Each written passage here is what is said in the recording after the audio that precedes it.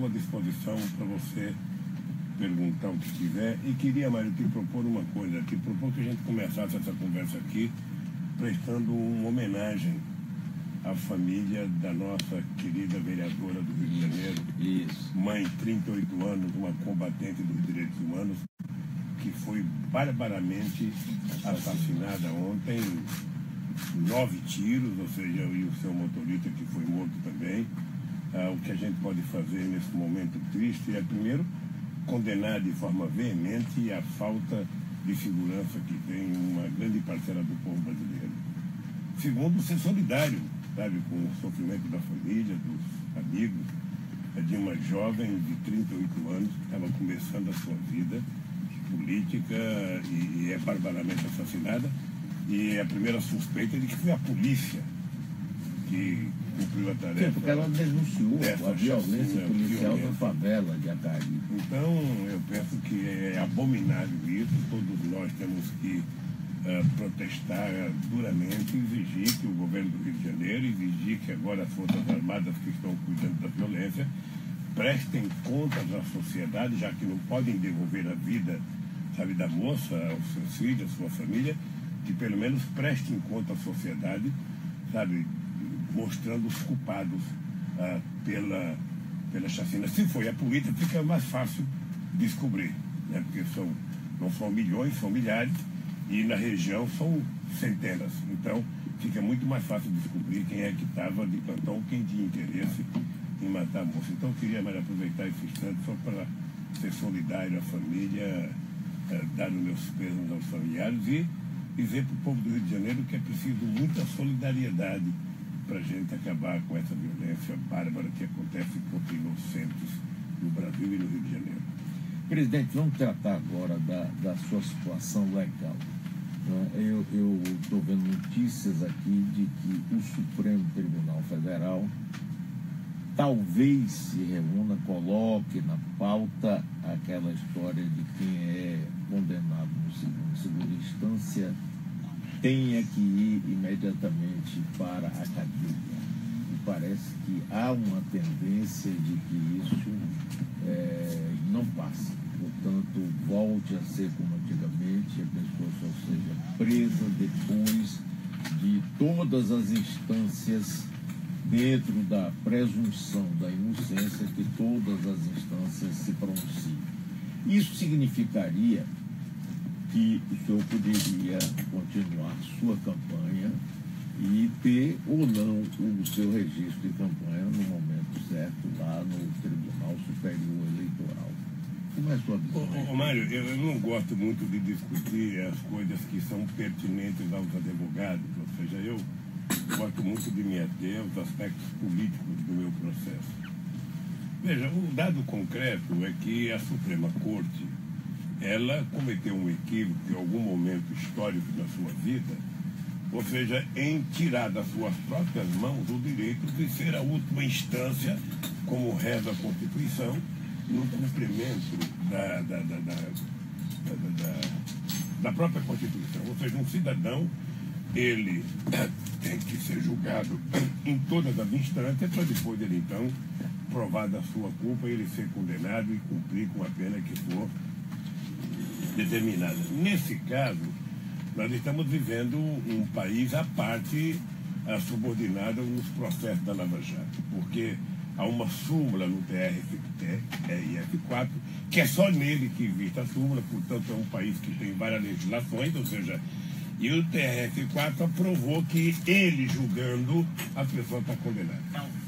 É um absurdo, e eu acho que a Suprema Corte ela precisa reparar esse absurdo e voltar à normalidade constitucional. Ou seja, qualquer cidadão tem o direito de se defender até a última instância. Eu, no meu caso, Mário, eu já te falei uma vez e vou repetir, o que eu quero, na verdade, é que ele julgue o mérito do meu processo. Porque eu estou sendo vítima de uma mentira atrás de outra mentira. Ou seja, a primeira mentira foi contada quando fizeram o PowerPoint. Fizeram um PowerPoint dizendo que o PT nasceu para ser uma organização criminosa, que pelo fato do Lula ser a figura mais importante do PT, ele era o chefe, e, portanto, na verdade, eu montei o governo para roubar. Essa é a tese. Quando o cidadão termina de apresentar o PowerPoint, cinicamente ele fala: não lhe peçam provas, eu tenho convicção. Mas só pelo fato do cidadão ter dito isso, ele deveria ter sido julgado pelo Conselho Nacional do Ministério Público, ele deveria ter sido exonerado das suas funções. Ora, uma pessoa que tem a autoridade de mexer com a vida de outro, ele tem que ter muita responsabilidade. Então, o que eu quero? Eu quero que a Suprema Corte, o Superior Tribunal de Justiça, entre no mérito do meu processo. Analise o processo. Veja se o apartamento é meu. Veja se tem disco que o apartamento é meu. Veja se tem pagamento. Veja se tem recibo. Veja se eu usei. Veja se eu morei. Eles têm que ter alguma coisa para dizer que o apartamento é meu. Eu não posso dizer, Mário, sabe, que você é dono de um prédio e não provar que você é dono de um prédio. Pois bem, a coisa mais grave ainda é que, além dessa mentira toda, começou assim: o jornal O Globo contou a mentira, a Polícia Federal fez um inquérito mentiroso, o Ministério Público fez uma denúncia mentirosa e o Moro deu uma sentença mentirosa. Esse é o dado concreto. E o TRF4 corroborou com a mentira do Moro. Ora, esse processo não poderia estar na Lava Jato, esse processo deveria estar em São Paulo, porque se trata de um suposto apartamento em São Paulo. Mas eles precisavam me levar para a Lava Jato. Afinal de contas, a história do PowerPoint dizia que eu era chefe de um partido que era uma organização criminosa. O que eles fizeram? Inventaram uma história de um offshore, que eu nem sei o nome, no Panamá, e esse offshore, portanto, prenderam até a mulher, tinha um apartamento no mesmo prédio do suposto apartamento meu, e que tinha envolvimento com a ETA e com a Petrobras. Então, aí, detectaram que eu estava envolvido, nesse caso, com a Petrobras e com a OAS. Prenderam a moça. No processo, em 5 dias, descobriram, a imprensa descobriu, sobretudo o que eles chamam de blogueiro sujo, descobriram que a offshore era dono do triplex da Globo, lá em Paraty, e era dona do helicóptero da Globo. Ao descobrir isso, parou o assunto. Com 5 dias a moça foi liberada, não se fala mais de offshore, não se fala mais de nada, ou seja, e o Lula ficou na Lava Jato, lá em Curitiba, que era o consumo, era o sonho, sabe, de consumo deles, era que o Lula estivesse lá. Pois bem, eu resolvi brigar porque eu quero defender a minha inocência e a minha honra. Eu já provei que eu sou inocente, eu agora quero que eles provem a culpa.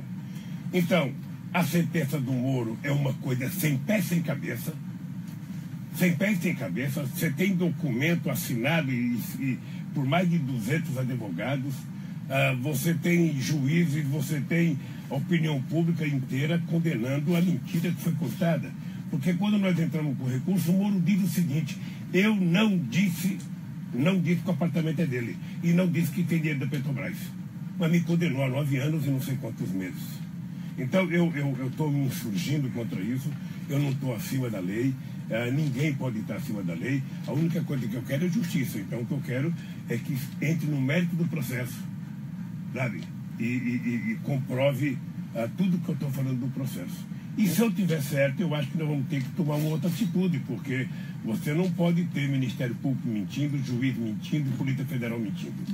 Da mesma forma que entraram na casa do meu companheiro Jacques Wagner aqui, numa obra de 400 milhões, diz que teve 200 milhões de desvio de faturamento. Ou seja, eu acho que uma delegada que tem esse procedimento precisaria ser investigada pela própria corporação, e se ela estiver errada, ela não pode continuar na corporação, porque as pessoas não podem brincar com a biografia. Você tem um cidadão que constrói uma biografia a vida inteira, lutando, enfrentando, sabe, a polícia, enfrentando os adversários. Aí chega um cidadão qualquer e joga o teu nome no lixo, sem nenhuma responsabilidade. Então, Mário, é assim disso que eu estou brigando. Sabe? Obviamente que eu quero ser candidato, eu até nem queria, agora eu quero ser candidato, vou ser candidato. Sabe? E qual é a preocupação dos meus adversários? É que, sendo candidato, eu vou ganhar as eleições. E eles sabem que eu posso ganhar as eleições no primeiro turno. Eles sabem disso. Eles sabem. Porque o povo brasileiro não é bobo. O povo sabe o que aconteceu no período que nós governamos esse país. Esse povo sorria, esse povo comia, esse povo trabalhava, esse povo recebia salário, esse povo estudava. Ele sabe disso, ele sabe que nós fizemos um Brasil melhor durante 12 anos. E isso é possível a gente devolver para o povo. Agora, por que essa implicância comigo? Olha, Mário, o que está em julgamento, na verdade, não é o Lula. O que está em julgamento, na verdade, é o tipo de governo que nós fizemos nesse país. Assim, é isso que eu queria lhe perguntar. Por que, presidente, essa onda, e inclusive da Globo, parte grande da imprensa, que acabou por provocar também um ódio na população? Porque hoje a gente sente, eu vejo até aqui pelas pessoas que estão nos assistindo aqui no YouTube, ao vivo, o presidente Lula aqui nos estúdios da Metrópole, muita gente destilando ódio. Não, só Lula que fala a verdade, todo mundo é mentiroso, todo mundo é isso. Por quê? Nesse processo todo mundo é mentiroso. Sabe? Quem me denunciou, quem me acusou e quem me julgou. É por isso que eu estou pedindo, sabe? Não estou pedindo favor, eu estou pedindo que as instâncias superiores da justiça brasileira julguem o mérito do meu processo. Veja quem mentiu, se é a minha defesa ou se é a acusação. Veja a sentença do Moro, se é compatível com as provas, tanto a de defesa quanto a de acusação. É a única coisa que eu quero. Se eles provarem uma agulha de culpabilidade minha nesse desgraçado desse apartamento que deveria dar para mim, o Moro colocou ele, acho que leiloou ele, deveria ter dado para mim. É meu, dá para mim. Eu daria para os sem-teto já ocupar lá, já ir morar lá na praia. Ou seja, então é uma estupidez, sem responsabilidade, porque eles não levam em conta a história, não levam em conta a família da gente, não levam em conta os filhos, não levam em conta nada. Sabe? Então, eu tô irritado, estou indignado, porque eu quero justiça. Então, eu estou brigando por isso. Obviamente que a internet, ela facilitou, sabe, que eu lembro de uma frase do Chico Buarque que ele dizia: eu pensei que eu era unanimidade nacional, depois da internet eu vi que eu tenho inimigo pra caramba. Então a internet liberou o demônio que estava dentro das pessoas. Todo mundo tem um demôniozinho. Ou seja, a pessoa antigamente tinha que falar mal de você para alguém, ou tinha que falar mal, ligar para você e falar mal. Hoje não, hoje a pessoa nem se identifica, a pessoa esculhamba a tua família. Eu, quando era presidente, eu tinha 87% de boiota, tinha um grupo, sabe? Morte é o Lula. Durante todo o mandato da minha presidente, tinha um grupo, Morte é o Lula. Essa gente tinha um demônio preso, esse demônio se liberou com a internet. Ora, a gente não tem que ficar muito preocupado com isso, porque nós sempre trabalhamos com a ideia que tem muito mais gente sem demônio. Mas na realidade é uma luta contra um estilo de governo popular, democrático, que atende mais ao povo, é a elite brasileira e a classe média. Eu gostaria de saber. Ontem eu estava no carro com meu companheiro Paulo Camoto. Eu falei: Paulo, eu não estou entendendo. Eu vejo no jornal de vez em quando, o mercado é contra o Lula, o mercado não quer o Lula, o mercado tem medo do Lula. Eu falei: que diabo de mercado é esse? Eu também vou tentar que diabo de mercado é esse? Veja, porque quando eu cheguei na presidência, a Bolsa de Valores de São Paulo tinha 11 mil pontos. Quando eu deixei a presidência, ela tinha 71 mil pontos. Quando eu fazia passeata nas ruas de São Paulo, passava lá no centro bancário, em frente à Bolsa, eles fechavam a porta com medo de mim. O sistema financeiro ganhou muito dinheiro no meu governo.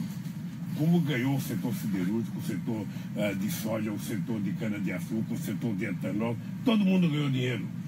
O trabalhador teve 11 anos consecutivos de aumento de salário, o salário mínimo aumentou 74%, os pequenos produtores passaram a viver melhor. Sabe, então não sei qual é. Eu perguntei, Paulo, sabe, por que esse mercado, sabe, tem tanta bronca de mim? A única explicação que eu tenho, quem sabe, faço um concurso entre os cientistas políticos brasileiros para eles me dizerem por que essa gente que me idolatrava, sabe, essa gente deveria, na verdade, tá me afagando, porque foi o melhor momento que o Brasil viveu. Sabe, o pobre ganhou dinheiro, o rico ganhou dinheiro, a classe média ganhou dinheiro, todo mundo trabalhou, foram mais de 20 milhões de empregos com carteira profissional assinada, foram 12 anos consecutivos de aumento de salário para todas as categorias organizadas. Eu não sei qual é o ódio. A única explicação que eu tenho é a ascensão dos mais pobres. Parece que tem um grupo de gente que não aceita a ideia de que as pessoas mais pobres subam um degrau na escala social desse país. Então, o pobre passar a comer melhor, o pobre passar a comprar um carrinho, a ter um computador, a ter um celular melhor, a viajar de avião, a frequentar os restaurantes, a ir para teatro, a ir para cinema, a ir para pizzaria. Me parece a trocar um jumento por uma moto, a comprar um carro novo. Parece que isso incomodou muita gente, só pode ser. Sabe? Porque eu pergunto para muitas pessoas e ninguém tem resposta para isso. Qual é a loucura que foi estabelecida nesse país contra o melhor momento da economia desse país? Quando o Juscelino era presidente, a economia cresceu durante todo o tempo do mandato do Juscelino a 7% ao ano, mas não tinha distribuição de renda. De 1950 a 1980, a economia brasileira cresceu, foi a economia que mais cresceu no mundo, mas não havia distribuição de renda. Qual foi o milagre que nós fizemos? Colocar o pobre no orçamento da União. Colocar o pobre para participar do bolo. Está lembrado do famoso bolo do Delfim?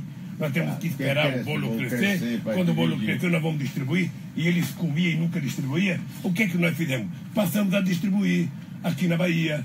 O Nordeste teve uma ascensão. Teve um momento que o Nordeste cresceu proporcionalmente mais do que a China.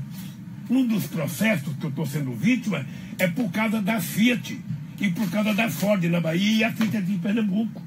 Porque o promotor acha que dar subsídio para essas empresas vir para o Nordeste é beneficiar as empresas. Eles não veem povo. Eles não veem o que o Estado da Bahia ganhou. Ele não vê o que ganhou do ponto de vista de educação, da qualificação dos trabalhadores, dos impostos que o Estado recebe. Então, é contra essa ignorância que eu me insurjo. E eu, sinceramente, também não vou pedir voto para o mercado. Eu vou pedir voto para o povo brasileiro. Esse dia eu vi uma matéria, Mário, que me assustou. O Banco Mundial dizendo que é preciso diminuir o salário mínimo no Brasil, que ele está muito alto. Eu até desafiei o cara que falou isso a vir passar um mês aqui na Bahia ganhando salário mínimo. E depois de um mês, eu não quero nem dois, um mês só, ele diga que o salário não é alto. Outro dia veio a matéria no jornal O Globo dando parabéns ao fim dos benefícios da empregada doméstica, porque ia permitir que a classe média vivesse melhor. Olha, meu Deus do céu, se para alguém viver melhor, eu tenho, sabe, que colocar a sociedade mais pobre e trabalhadora no pelourinho todo santo dia para tomar chibatada, eu não quero essa sociedade. Eu não quero. Eu quero que o povo viva melhor. Eu digo todo dia, o que eu quero é esse povo comendo do melhor, vestindo do melhor e tendo do melhor, porque é para isso que nós existimos, é para isso que nós trabalhamos, é assim que a gente quer viver. Tem gente que acha que pobre gosta de carne de segunda, de tomate de segunda, de ovo de segunda. Não, nós gostamos de tudo de primeira. É por isso que nós trabalhamos, sabe? É por isso, e a sociedade tem que estar alegre, porque quando eu vejo um cidadão levantar de manhã e trabalhar num posto de gasolina, trabalhar 12 horas para ganhar R$1.000, esse cara sabe que se ele fosse assaltar para roubar celular, ele poderia com 2 celulares ganhar o que ele ganha no mês. E esse cidadão é honesto, que quer cuidar da sua família honestamente. Nós temos que valorizar esse povo. Esse povo realmente não tem igual no mundo. É um povo de uma índole extraordinária. E não adianta jogar a culpa na violência em cima do povo. A violência é a irresponsabilidade da ausência do Estado nos lugares que o povo precisa. Se o Estado tivesse na favela com escola, com cultura, com emprego, com saúde, certamente a gente não teria metade da violência que a gente tem. Se um jovem desse estivesse estudando e trabalhando, ele não precisaria assaltar alguém para roubar um celular, ou para roubar um tênis, ou para roubar uma jaqueta. Então, esse país só tem um jeito. Esse país só tem um jeito, é voltar a crescer, gerar emprego, distribuir renda e garantir que esse povo tenha acesso às coisas elementares que um ser humano precisa ter. Essa meninada precisa ter futuro, precisa sonhar, precisa acreditar. Se eles não acreditarem, tudo fica pior. Por isso explica o mau humor. O cara levanta azedo. A vida do cara está complicada, porque o cara levanta de manhã, compra pão pelo celular, paga as contas dele todas pelo celular. Sabe, a única coisa que não dá pro celular é para ele chamar o elevador e descer sozinho. Sempre tem alguém. Quando tem alguém na fila, ele já acha ruim. Aí sai na rua, tem um carro na frente dele. Ele já fica puto porque ele achava que deveria ser só ele que tinha carro. Então, nós precisamos convencer a sociedade a ficar mais bem-humorada. Nós temos que levantar, falar. Você sabe que eu ia na porta de fábrica às 5 horas da manhã e brigava com meus diretores? Ah, não, você não tem que ir na porta de fábrica, é só colocar o jornalzinho na linha de montagem e o jornal fica andando dentro da fábrica e os trabalhadores pegam. Não. Eu falava, não, eu vou na porta de fábrica porque a linha de montagem não fala bom dia para a peãozada. Então eu quero entregar o jornal e ficar, bom dia, companheiro, tudo bem, companheiro, tudo bem. Ficava 2 horas fazendo isso. Então eu acho que o povo precisa aprender, sabe? A ir para uma mesa, para um restaurante, deixar o celular em casa e conversar. Uma vez eu vim na casa do Galego. Eu vou contar até um segredo que eu não deveria contar. Eu vim na casa do Galego. Cheguei na casa do Galego, tinha um casal de jovens sentado, sabe, perto de nós ali, um menino e uma menina, cada um com o celular. Eles estavam namorando, mas um na frente do outro. Eu fui lá, tirei o celular da mão dos dois. Eu falei, ó, não dá para vocês se olharem? Não dá para vocês olharem um na cara do outro, dos olhos, e namorar olhando um para o outro? Eles estavam encostados, Romário, namorando com o celular. Então nós estamos criando uma sociedade tão digitalizada que as pessoas não se percebem mais. As pessoas preferem ver você no celular do que ver você pessoalmente. E eu não, eu quero que as pessoas me vejam pessoalmente, porque eu quero que a minha beleza seja notada em todo local e tá toda hora. Agora, presidente, me diga o seguinte: 2014 foi um erro a sua desistência de voltar à presidência e deixar Dilma se candidatar a um segundo mandato? A primeira que não dependia de mim deixar Dilma se candidatar ou não. Ah, mas depende. Ô, Mário, deixa eu te dizer uma coisa para você. Eu vou dizer uma coisa com todas as letras, porque isso vai sair num livro. Quando eu indiquei a Dilma, e eu acho que ela está aqui na Bahia, ela deve estar ouvindo. Ô, Dilminha, liga aí na Metrópole para você ver. Ou liga, acompanha a gente pelo YouTube. Quando eu indiquei a Dilma, muita gente, mesmo do PT, não queria que eu indicasse a Dilma, porque diziam que a Dilma não tinha nenhuma experiência política. E eu tinha na Dilma uma pessoa da mais extraordinária confiança, lealdade. Ela foi simplesmente uma tranquilidade para o governo durante o tempo que ela foi ministra da Casa Civil. Ela me deixava dormir com tranquilidade, pela lealdade, pela competência. Eu pedi uma coisa para Dilma, juntava a Dilma, a Graça Forte, a Tereza Campelo, a Mira Belchior, 4 mulheres, sabe, que elas, se eu pedisse uma coisa na sexta-feira à noite, na segunda-feira, elas trabalhavam de sábado, de domingo e me entregavam. Era uma coisa extraordinária. Quando eu fui indicar para presidente, o PT tinha sofrido problemas políticos com Zé Disseu, com Genuíno, com Palocci. Eu escolhi a Dilma, indiquei a Dilma. Algumas pessoas diziam, mas você tem que dizer para ela que ela vai ser presidenta tampão. Ela vai ficar 4 anos. E eu me recusei. Eu dizia, ela vai ser presidenta plena. Se ela ganhar as eleições, ela tem o direito de ter candidato à reeleição. Se ela estiver bem, ela pode se candidatar. Não sou eu que vou decidir, ó, você vai ficar lá, esquentar a cadeira por 4 anos, aí você sai, não. E a Dilma ficou, a Dilma fez um bom governo, nós tivemos, estava até 2013, a economia foi bem em 2011, foi bem em 2012, depois a crise mundial começou a ter problema, nós começamos a fazer muita desoneração e isenção fiscal para poder manter as políticas sociais, foi diminuindo a capacidade da arrecadação do Estado, e isso estourou no final do ano, de 2014. Então, veja, a Dilma, eu nunca discuti com o PT se eu deveria ser candidato ou não. O PT Mas nunca... houve um movimento. Houve um movimento de volta a Lula. Houve um movimento de volta a Lula. E aquilo me incomodava, porque o PT poderia ter tomado a decisão de chamar a Dilma para uma conversa e conversar com ela e comigo. O PT não fez. A Dilma nunca me procurou para conversar sucessão. Eu partia do princípio que ela tinha o direito de ser candidata, e se ela não queria conversar comigo é porque ela era candidata. Mas eu não ia tomar a iniciativa política dela. Veja, mas deixa eu lhe falar. Ela não era uma pessoa de trato político. Mas deixa eu lhe falar uma das grandes dificuldades. Mas ela quis dela. ser candidata à reeleição e era um direito dela. Sim. E eu achei que eu não deveria me meter.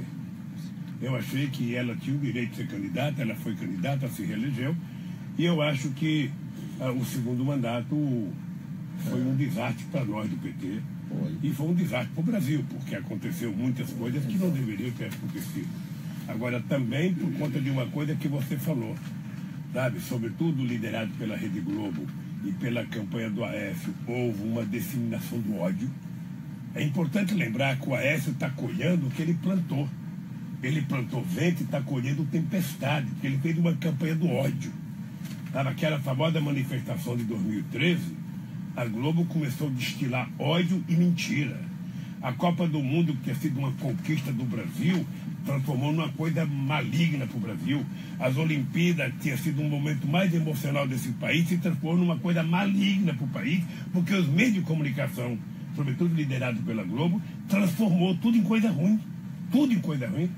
Eu te digo isso porque eu chamei para conversar a Globo, chamei a Ambev, chamei o Itaú, conversei com a Dilma, que era preciso construir uma coisa positiva sobre a Copa do Mundo e sobre as Olimpíadas. Nós não poderíamos ter um evento daquela magnitude com todo mundo falando mal. Então, eu acho que já passou, A Dilma foi eleita, ela foi vítima de uma perseguição. Mas o senhor quis botar Henrique Meirelles, ministro da Fazenda. Não, veja, Jacques Wagner foi para a Casa Civil tirando Mercadante. Eu não queria botar ninguém, eu apenas sugeria. Eu achava para Dilma, eu dizia para Dilma o seguinte, eu tentei até a última hora falar com o Meirelles. Eu tentei convencer o Meirelles a aceitar.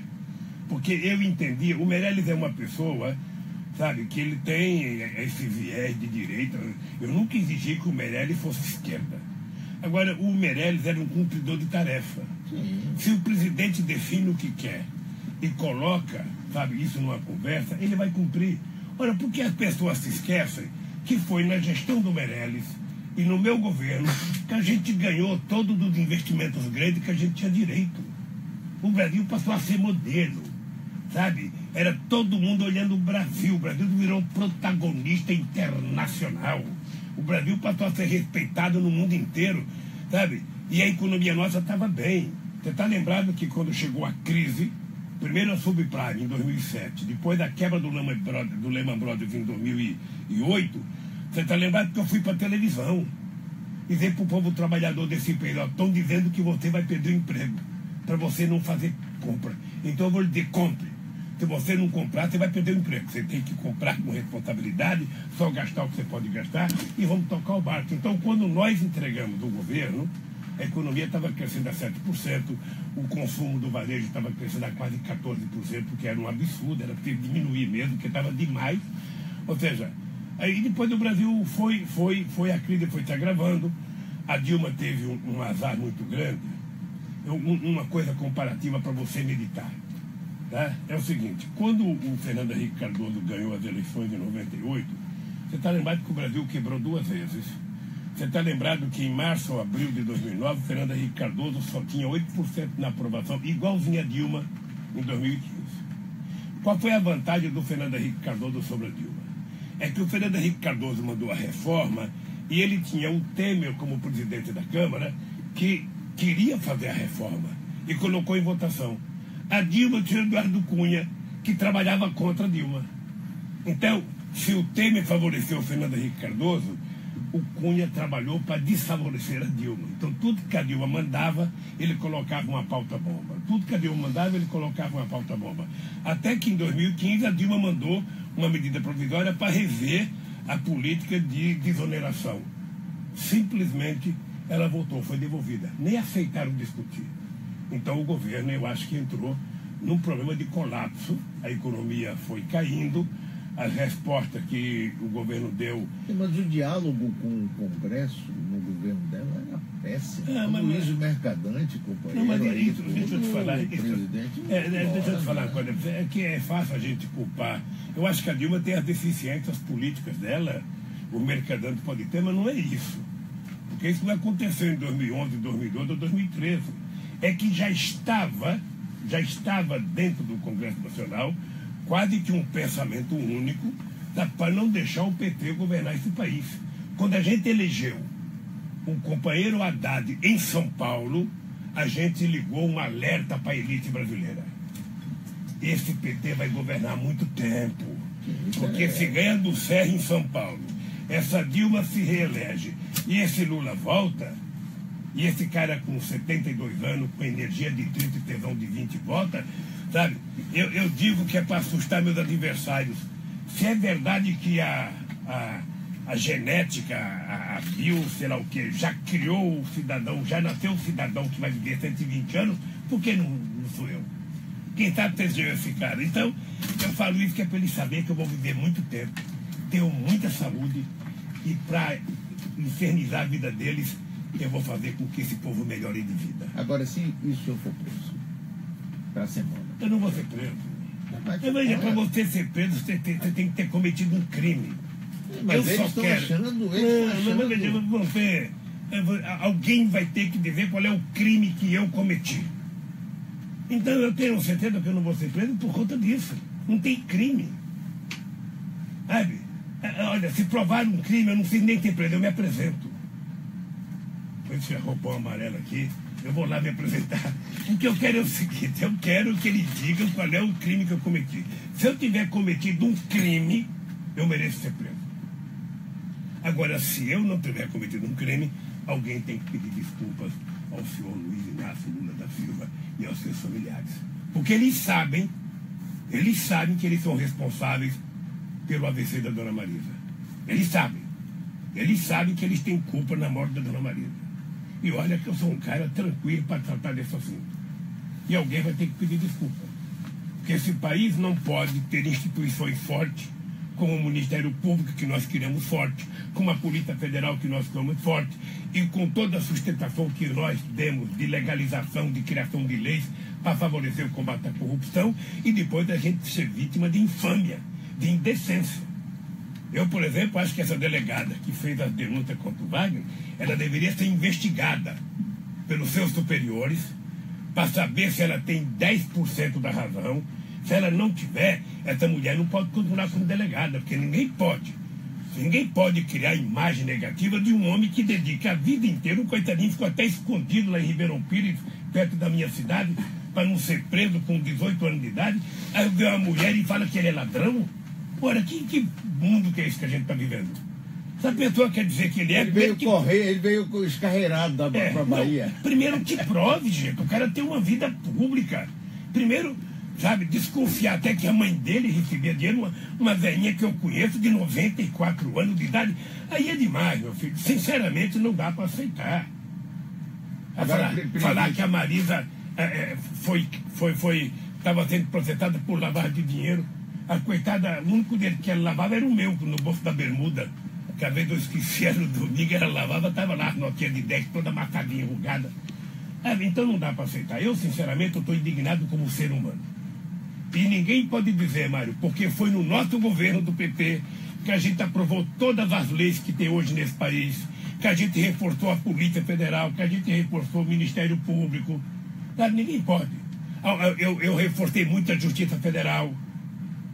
Então, se tem uma coisa que ninguém pode dizer, é que o PT não quer apurar. O PT quer apurar, o PT quer apenas uma coisa: quem for inocente é inocente e quem for culpado vai para a cadeia. Mas a pessoa tem o direito de se defender. Eu não posso aceitar a ideia de prender você, Mário. Você ficar 3 anos preso, todo dia vai prestar o depoimento. Você tem que dizer que o Lula sabia. Se você vê o constrangimento do Léo Pinheiro. Naquele depoimento do Léo Pinheiro, quando o meu advogado pergunta, mas doutor, o senhor já fez um outro depoimento, o senhor não disse isso, o que o senhor mudou? Porque o advogado me orientou. Quem conhece o Léo sabe que aquilo é constrangedor, é humilhante. E Palocci, a história do Palocci? Pois é a mesma coisa, quer dizer. Palocci era seu amigo, né? Não. O Palocci e outros eram meus amigos. O Palocci foi um cara que prestou serviço a esse país. Eu não vou deixar de reconhecer que o Palocci foi muito importante nos primeiros 2 anos do meu governo. Depois o Palocci saiu por problema dele pessoal, sabe? Mas eu não vou deixar de reconhecer os méritos do Palocci. Se o Palocci errou, se o Palocci levou dinheiro, se o Palocci extorquiu alguém, é um problema dele. Você sabe o que eu penso de delator, né? Delator, eu acho que é um cara que deve ter pego dinheiro e está delatando para ficar com metade. Porque está cheio de delator que já está solto, vivendo uma vida de nababo. E os trabalhadores da Petrobras estão desempregados. Sabe? Está cheio de trabalhador que estava trabalhando, está vendendo agora cervejinha no isopor na praia, que deveria estar trabalhando. Ele está ferrado. Mas os ladrões que roubaram, o seu Barroso, o seu Sérgio Machado, o seu não sei quem, estão todos vivendo uma vida de Nabal. Acho que até a tornozeleira dele deve ser de ouro. Sabe? Porque roubaram muito. Então quem rouba é premiado e quem é inocente vai preso ou fica desempregado? E esses escândalos da Petrobras, presidente, isso não caiu assim muito em cima do PT? Deixa eu te dizer uma coisa. Não é só o escândalo da Petrobras. É porque a Petrobras passou. A Petrobras ela deixou de ter 3 bilhões de investimento por ano para passar a ter 30 bilhões de investimento por ano. A gente recuperou a indústria naval brasileira, que tinha 2 mil trabalhadores, chegou a 82 mil trabalhadores. Tinha milhares de pequenas empresas fornecendo para a Petrobras, trabalhando para a Petrobras, com a lei do conteúdo nacional, era muita gente que prestava serviço para a Petrobras. Ora, se tinha alguém que roubava, você tira o cara que roubou, prende o cara que roubou e deixa a empresa trabalhar. Tinha um processo que a Odebrecht fez roubalheira, que não sei quem fez roubalheira, anula aquele processo, faz uma licitação correta e deixa as empresas trabalhar. Você não pode punir as pessoas que estão trabalhando honestamente por causa que alguém roubou. Prende o cara que roubou, mas deixa a empresa funcionar, como em qualquer outro lugar do mundo, sabe? Como acontece, a Samsung teve um problema de denúncia, você prende o presidente da Samsung, mas a empresa fica funcionando. Aqui não. Aqui os meninos da Lava Jato resolveram destruir a empresa. Viram o que fizeram, sabe, com a JBS. Olha, se o Joelho cometeu um erro, ele que vá preso. Agora, nós não podemos prejudicar, é o Brasil no mundo. A BR Foods agora, você quer prender o cara roubou, o cara fez coisa, o laboratório falsificou informação, prende o laboratório. O que você não pode é fazer uma guerra comercial prejudicando o teu país. Uma das coisas que os procuradores ficam indignados, que eles acham que é influência minha, é o fato de eu viajar, levar empresário e defender a indústria brasileira.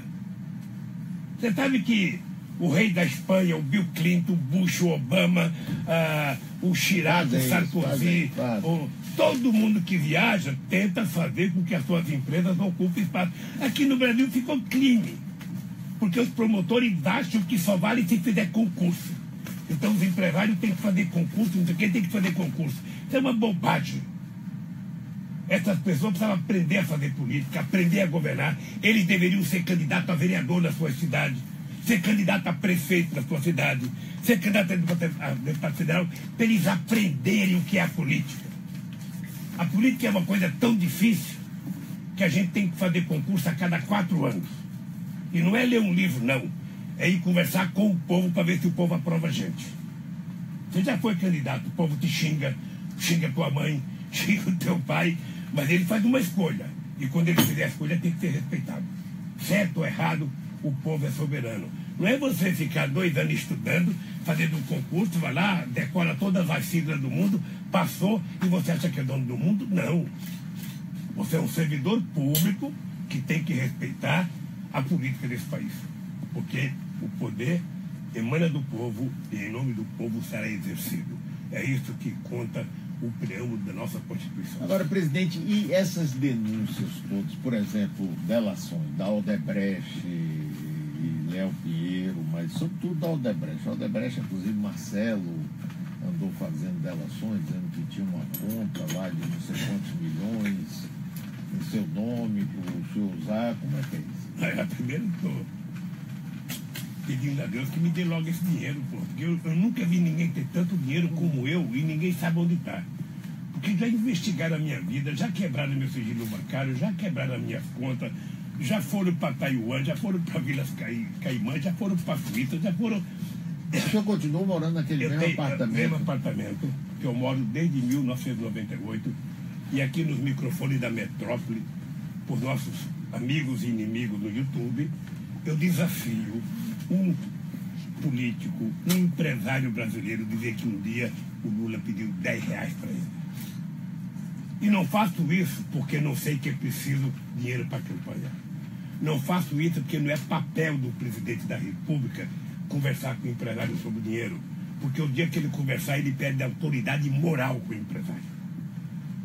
Quem foi tesoureiro da minha campanha sabe o que eu dizia para todos eles. Eu dizia, desde 89, olha, você é o tesoureiro, tem uma lei que legisla, sabe, a arrecadação de dinheiro. Se você cumprir a lei, ótimo. Se você fizer xixi fora do pinico que der errado, é problema teu. Então, meu caro, é o seguinte, eu aprendi. Como eu vejo na Bahia, vamos ser franco aqui, às vezes eu fico com a impressão, será que eu sou empresário baiano que estou errado? Dá uma impressão de perseguição ao Nordeste. Olha, se o Emílio Odebrecht ou Marcelo Odebrecht cometeu erro na contabilidade da sua empresa, se houve evasão fiscal, olha, você investiga, sabe, e você pune o cidadão que cometeu isso. O que você não pode é destruir, sabe, uma das maiores empresas de construção civil do mundo e uma das mais respeitadas em todo o continente sul-americano. Sabe? É crime a Odebrecht trabalhar no exterior ou é crime uma empresa multinacional ocupar o lugar dela aqui? É crime a engenharia brasileira ter a performance que tinha as empresas brasileiras ou a gente quer destruir as empresas de engenharia brasileira? Quando, na verdade, você pune a pessoa que cometeu o erro e deixa a empresa funcionando. Então, eu fico vendo o seguinte, querido. Você sabe que a acusação contra o Wagner me deixou indignado. Eu conheço esse cara. Eu vi desde eu fico indignado. Eu fico indignado, porque eu só tenho 4 dedos nessa mão aqui, mas eu coloco a mão no fogo pelo galego. Aí eu vejo o trabalho que o Rui está fazendo aqui. Eu conheço a história do Rui. As pessoas podem não gostar do Rui aqui na Bahia, quem quiser. Mas vamos ser francos, ele está fazendo um governo com muita competência.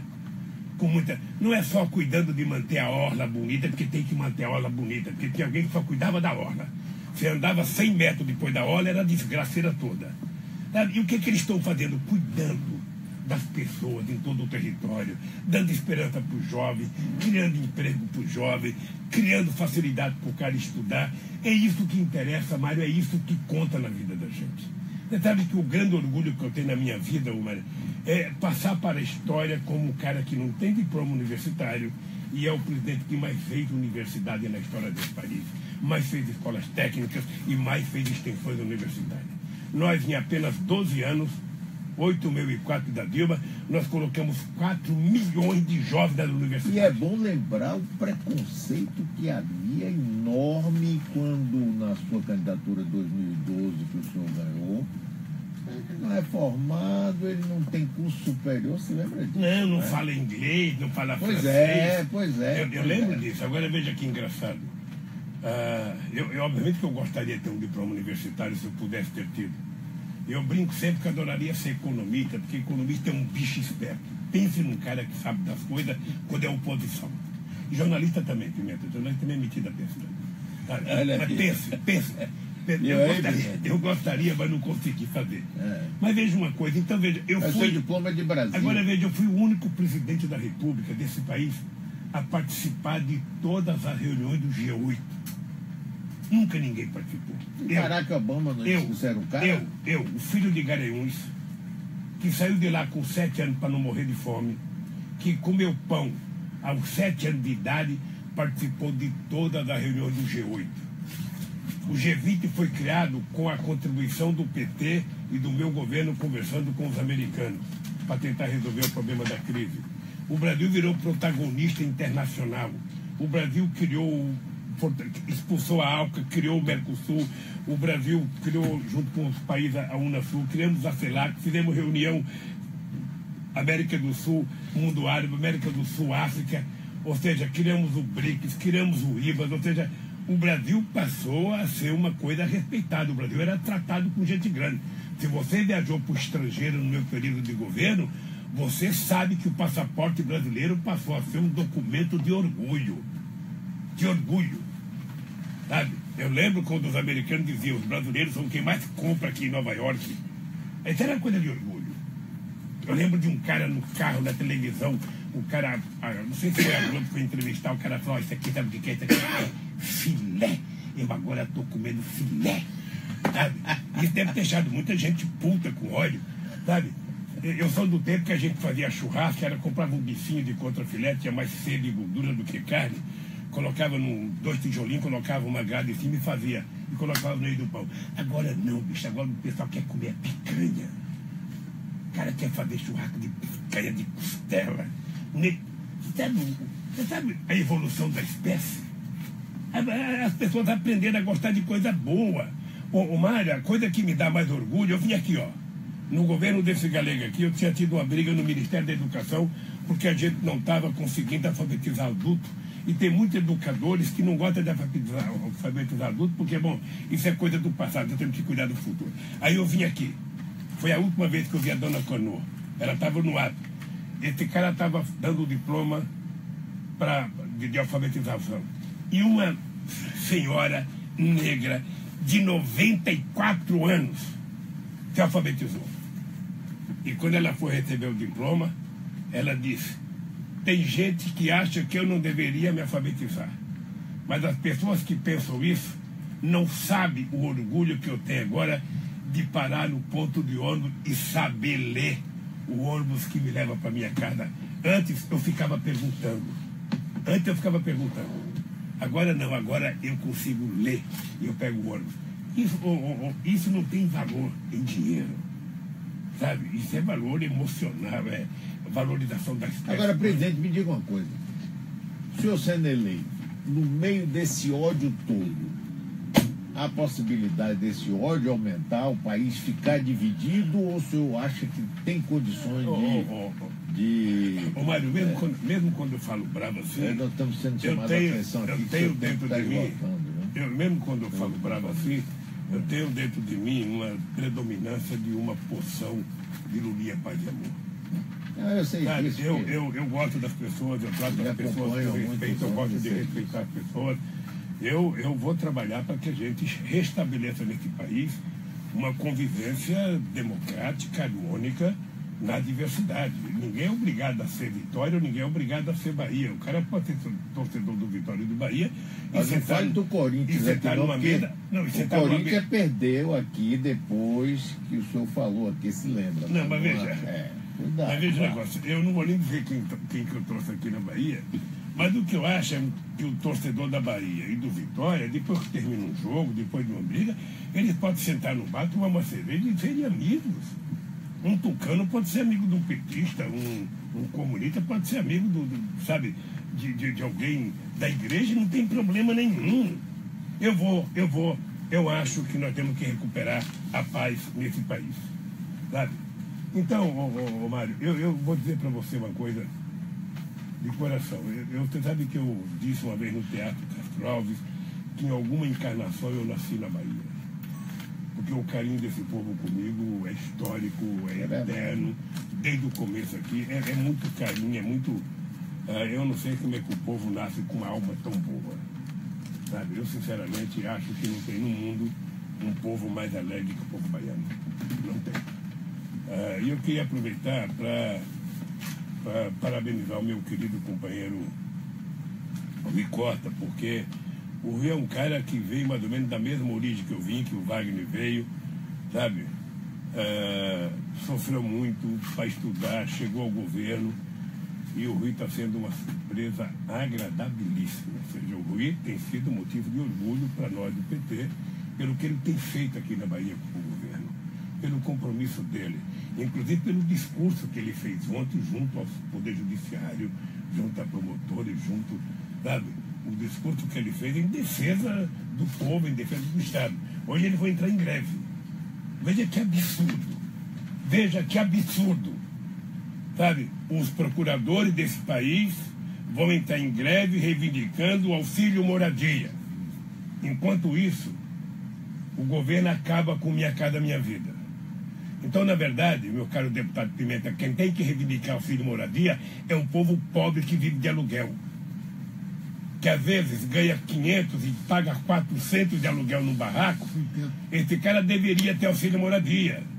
Não é um promotor, um procurador, um cara que ganha 29 mil, 30, 40, 50, 70, porque tem 70 dias de férias, porque tem... E às vezes tem gente que tem 70 dias de férias, não tira férias no período da férias, vende as férias e vai entrar de férias no recesso. E essa gente quer auxílio moradia. O povo quer auxílio comida. O povo quer auxílio de dignidade, o povo quer auxílio de decência. Emprego. O povo quer emprego. Porque se tem uma coisa que dignifica o povo, é o cara trabalhar e no final do mês levar o sustento para sua família às custas do seu suor. Esse é um valor que não tem dinheiro que pague e nem todo mundo compreende. Sabe? Então, eu acho que nós estamos vivendo uma inversão de valores no Brasil, que é preciso restabelecer o papel das instituições. Acho que o Poder Judiciário tem que voltar a ser Poder Judiciário e não partido político. Acho que o Congresso Nacional tem que voltar a ter respeitabilidade e cumprir com o seu papel de legislar. E acho que o Executivo tem que governar. Tudo está desfeito nesse país.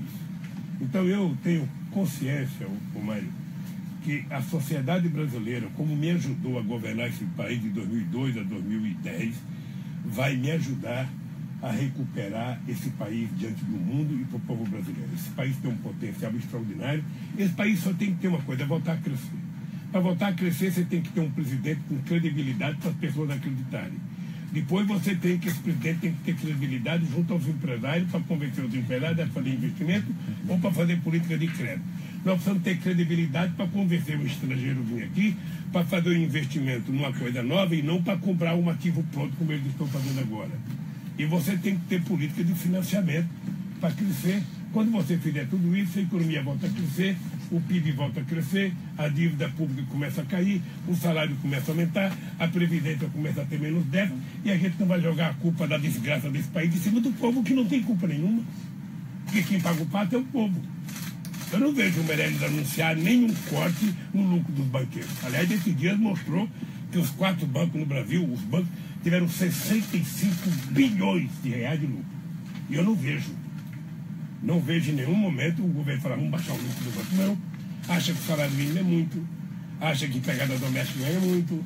Acha que o pobre, sabe, é o custo do Brasil, é o pobre. Então, meu caro, é o seguinte, é por isso que eu quero voltar.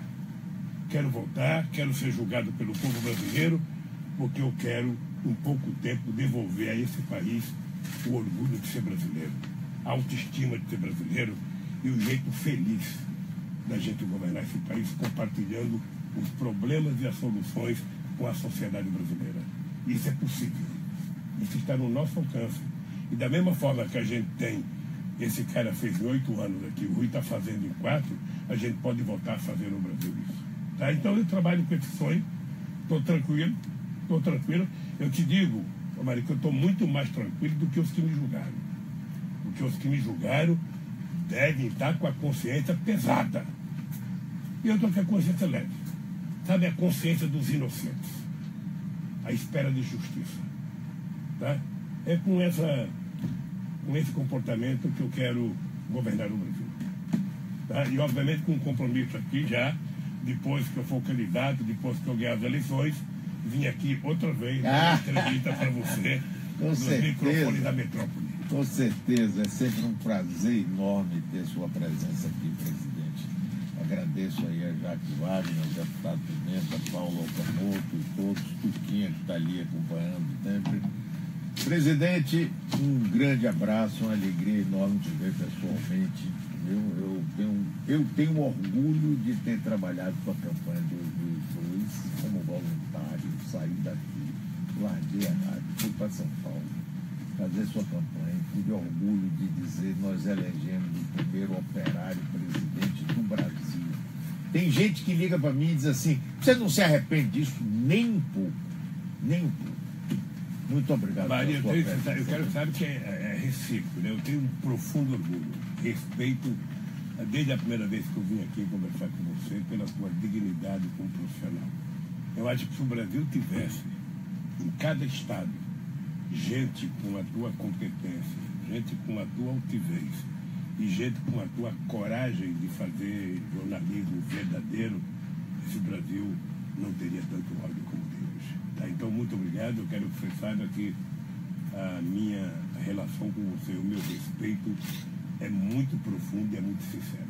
Sei disso. Então, obrigado. Vamos para o intervalo.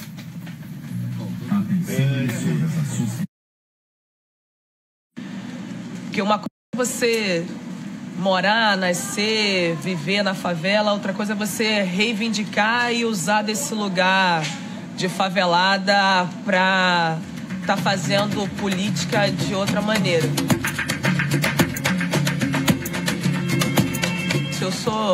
Eu fui aluna de pré-vestibular comunitário. Em 98, eu fui da primeira turma aqui